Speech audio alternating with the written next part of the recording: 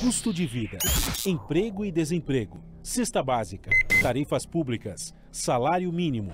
Agora, na Brasil Atual, a análise do DIEESE.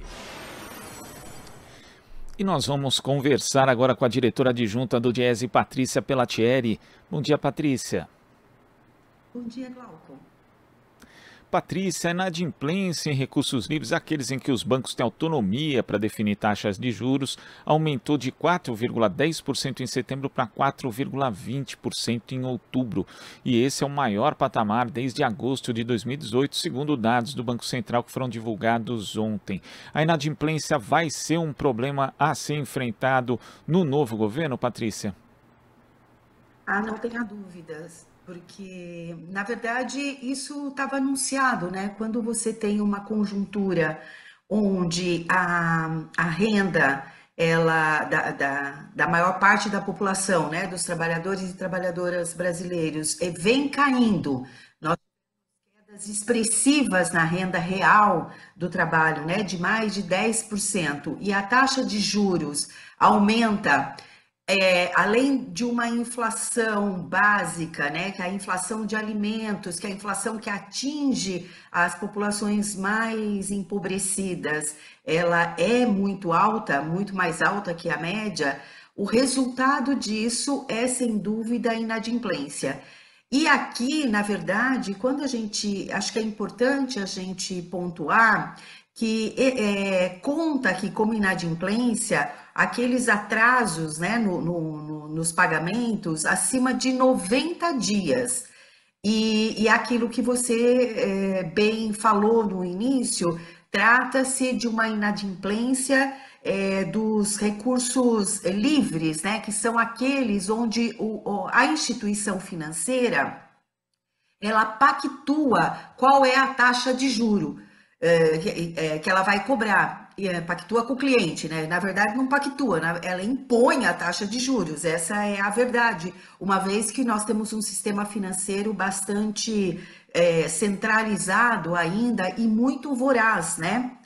Então, além de você tem o empobrecimento da população, levando a essa inadimplência, uma inadimplência ruim, porque, na verdade, essa tomada de crédito, ela não é um crédito que a gente chama de um crédito saudável, que é um crédito, por exemplo, para adquirir a casa própria, para adquirir um bem permanente. Trata-se aqui muito mais, quando a gente olha para os números, de uma tomada de crédito para sobreviver, né? Tanto que a população que recebe o Bolsa Família aumentou muito essa tomada de crédito e certamente está contribuindo para esse número aí ou vai contribuir para esse número aí para essa taxa de inadimplência. Na outra ponta, nós temos aqui que o spread bancário também cresceu, né? Ele atingiu 30,3%. E o que é o spread bancário, né? O spread, ele é a diferença financeira, né? Entre o que o banco paga para quem investe e aquilo que ele cobra para quem toma o crédito, para quem empresta. Ou seja, a gente poderia dizer que é a diferença entre a taxa de empréstimo e a taxa de captação do banco. Né? Vou dar um exemplo aqui para facilitar o nosso entendimento. Então, você imagina lá que você tem um dinheirinho sobrando e você vai investir, porque você não quer que aquele recurso seja corroído pela inflação, você não vai utilizá-lo, coisa para poucos brasileiros e brasileiras. Você vai lá no banco e o banco fala, olha, eu tenho esse investimento aqui, eu vou te pagar 2% ao ano. Ou 3% ao ano. Aí o banco pega o seu dinheiro, esse dinheiro ele empresta para quem vai lá tomar o crédito e cobra 25% ao ano, por exemplo.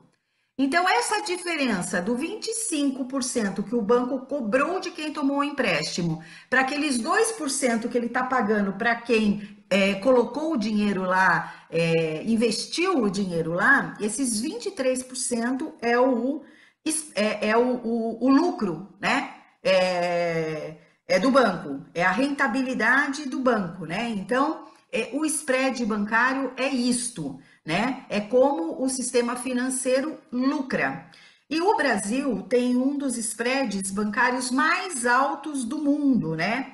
E uma das principais justificativas é de que ele tem o crédito no país tem um risco muito alto, uma inadimplência muito alto, mas a gente não vê esse spread baixar nem quando as taxas de inadimplência caem muito, né? Inclusive, o próprio Banco Central avalia, e também a avaliação dos CEOs aí dos grandes bancos, de que mesmo essa taxa de inadimplência estando muito alta, ela ainda não a carteira de créditos do país ainda não está em risco, não é um sinal de alerta, ou seja, todo esse empréstimo, né, feito todo esse crédito cedido, ele está dentro aí das margens de segurança do banco. Então, para a gente ter uma ideia, aí então o banco diz, olha, eu cobro um spread alto porque eu tenho muito risco, né, de uma inadimplência alta. Agora, nós sabemos que boa parte dessa inadimplência tem a ver com essas altas taxas de juros. Então, vamos lá, a taxa média do cheque especial em outubro era de 130%, né, ao ano. O equivalente a mais de 7% ao mês, ou seja, muito acima da inflação. Nós tivemos uma inflação de 0,6, 0,5%. Olha o tamanho dessa diferença, né?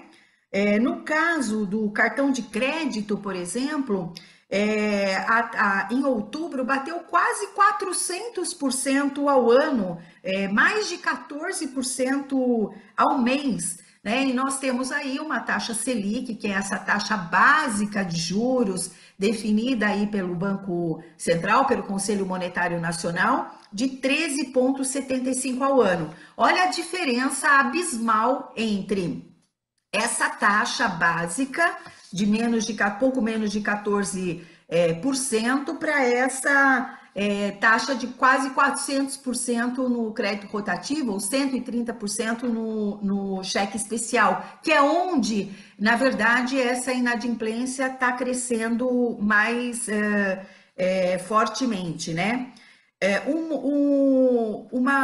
Uma pesquisa recente, né, do mês passado da Confederação Nacional dos Dirigentes Lojistas, do SPC do Brasil, indicou que em cada 10 brasileiros, 4 estavam em situação de inadimplência em outubro.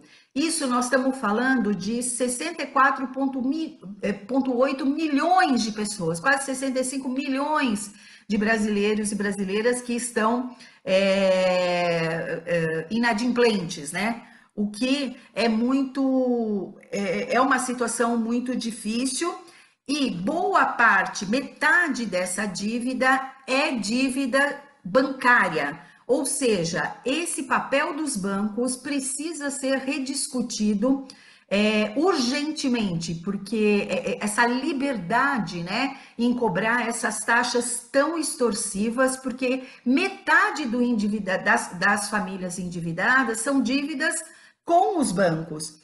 E na outra ponta, Glauco, a gente tem aí os grandes bancos continuam batendo recordes, né, em lucro líquido. O lucro líquido do sistema bancário, nos últimos 12 meses, se a gente pegar o primeiro semestre de 2022, foi de 138 bilhões, né? Ele só cresce, tem uma expectativa de lucro aí para o segundo semestre desses grandes bancos, Itaú, Banco do Brasil, Bradesco, Santander, que atinge aí 25 bilhões, né?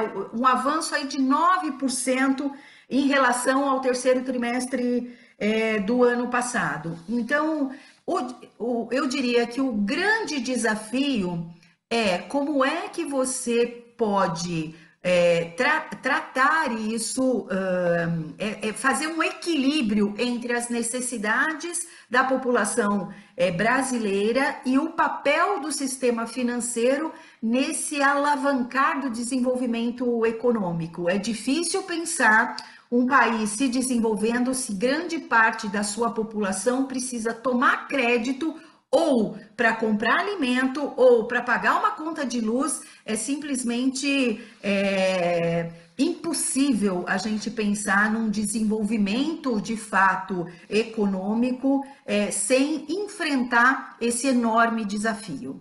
E, Patrícia, eu queria pegar justamente esse aspecto do papel do sistema financeiro, mais notadamente o papel dos bancos públicos, já que a gente teve, por exemplo, em relação ao spread bancário, né, essa diferença entre a taxa de captação e a taxa de empréstimo feita pelos bancos. Em 2009, né, a gente tinha ali um período de crise internacional, na 2008, 2009, que, na verdade, causou no mundo todo aí uma supressão quase do crédito. E aqui no Brasil, o que se fez foi justamente utilizar os bancos públicos para ampliarem essa oferta de crédito doméstico, né, e com redução do spread bancário, né, que aquele momento ali foi um movimento feito pelo Banco do Brasil e também pela Caixa Econômica Federal, justamente para forçar os bancos privados a também seguirem essa linha. Você acha que agora, principalmente com o Banco Central autônomo, ou seja, que não vai seguir uma política de juros estabelecida pelo governo, o papel dos bancos públicos vai ser ainda mais fundamental nessa oferta de crédito e também nessa redução do spread bancário?